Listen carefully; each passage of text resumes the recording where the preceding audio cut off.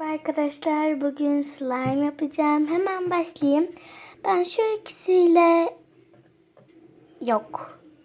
şunu yapmak istiyorum. Bu arada malzemelerimi sayayım. 2 küçük tutkalım var. Biri mavi, biri fosforlu yeşil. Bir tane kırmızım var. Borakslı suyum ve tıraş köpüğüm var. Hemen geçiyorum. Kırmızıyla yapmak istiyorum. Bu kadar yeterli. Şimdi çok azıcık bir yeşil ile mavi ekleyeceğim. Tamam.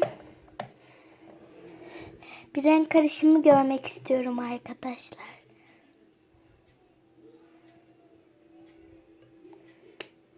Evet. Şimdi karıştıracağım. Oy arkadaşlar çok güzel oldu.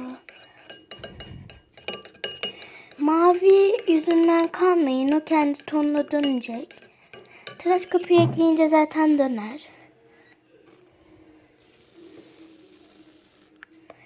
Evet, tıraş köpüğümüzü de ekledik. Ben bir karıştırıp geleyim arkadaşlar. Karıştırdım arkadaşlar ve şimdi borakslı suyumu ekleyeceğim.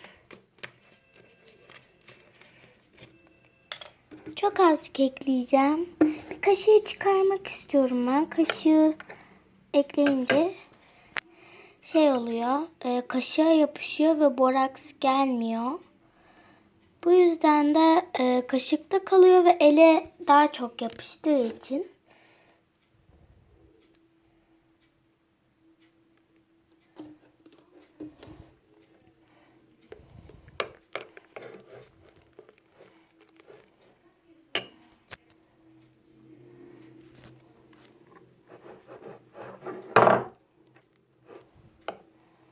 Ben de bunu karıştırıp geleyim arkadaşlar. Evet arkadaşlar, karıştırdım. Boraks koydum. Çok güzel olmuş arkadaşlar.